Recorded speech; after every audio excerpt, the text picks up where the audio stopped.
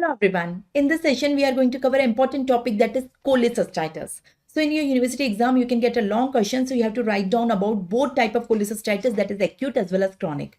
Or you can get a short question on any one of them. So we will be discussing two important type of cholecystitis in this session, that is acute cholecystitis and chronic cholecystitis.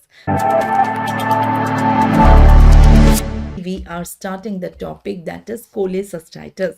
So first of all, I will let you know the definition of cholecystitis. What do you mean by cholecystitis? Then we will see the two type of cholecystitis in detail, that is acute and chronic. For each of them, I will let you know the introduction, etiopathogenesis, gross microscopy and clinical features. We will make a comparative table between them. So let's start it. So let's come on the definition of cholecystitis. What is cholecystitis? As the name indicates, itis is the inflammation. Chole means gallbladder. So basically it's the inflammation of the gallbladder. Cholecystitis is the inflammation of the gallbladder.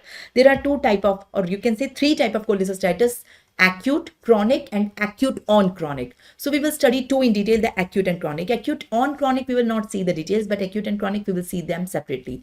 Acute cholecystitis is a surgical emergency. It's a surgical emergency, but the chronic one is more common. Acute is not common. If acute is there, it's the surgical emergency. Immediately the surgery has to be done and it has to be resolved. But chronic one is not an emergency. It is more common, but it is more common. So I request all the students to take out their notebook or take out the hard copy of the book in which this table is already given and start filling while watching the session, so that in the end you can revise before exam just in 1 minute. The acute cholecystitis and chronic cholecystitis, we will discuss them in a fixed set of heading. I will let you know the introduction of each of them, etiopathogenesis, gross microscopy and clinical features.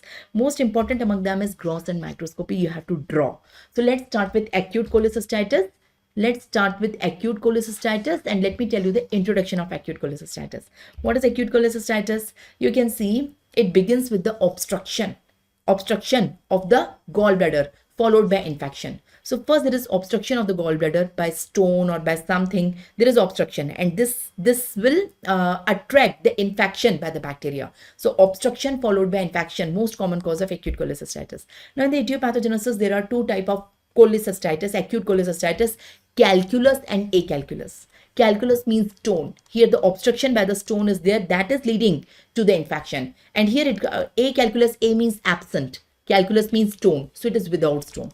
So here stone is absent. So it can be with stone or without stone. 90% is due to with stone, obstruction due to stone, and 10% is without stone. So there are two type of acute cholecystitis: acute calculus cholecystitis and acute acalculus. A means absent. A means absent. Acute acalculus cholecystitis. So there are two type of cholecystitis: acute calculus and acute acalculus. So we will see the detail of both of them one by one. So acute calculus cholecystitis. As I told you, here the story starts with the obstruction of the gallbladder. So you can see the gallbladder. You can see the neck of the gallbladder is obstructed by a stone. You can see this is a stone. So there is an obstruction either in the neck of the gallbladder or in the cystic duct or in the Hartmann's pouch. Most commonly you can see this is Hartmann pouch. So most commonly obstruction occurs in the Hartmann's pouch. So because of obstruction there is distension of the gallbladder. So bile get distended here. Because there is obstruction, bile cannot go out from the cystic duct. So the gallbladder get distended. So because of distension, the bile is putting a pressure on the wall of the gallbladder, and that is causing the chemical irritation of the wall of the gallbladder. So wall of the gallbladder have the chemical irritation because the bile is causing the distension of the wall of the gallbladder. This is the gallbladder. Normally the bile is there and it goes out from the cystic duct. But if there is an obstruction in the neck or Hartmann's pouch or cystic duct, bile is accumulating. It is not leaving out. So bile will put a pressure on the wall of the gallbladder, and that will cause the chemical irritation of the wall of the gallbladder, and that leads to acute inflammation. This will attract the bacteria, most commonly E. coli and Streptococcus faecalis. So these bacteria will be getting attracted, and that will lead to secondary infection, and that leads to acute cholecystitis due to stone. So that's why it is known as acute calculus cholecystitis. Story starts with the obstruction by the stone. The second type, this one is 90%. 90% of the acute cholecystitis is calculus one only. But the 10% of the acute cholecystitis can be acalculus. Acalculus means without stone. So what's the cause here? It can be previous non-biliary surgery, multiple injuries, burns, recent childbirth, sepsis, dehydration, torsion of the gallbladder, or diabetes mellitus. So any of these, here stone is not the cause, but something else is there. So it can be non-obstructive also. Coming on the gross.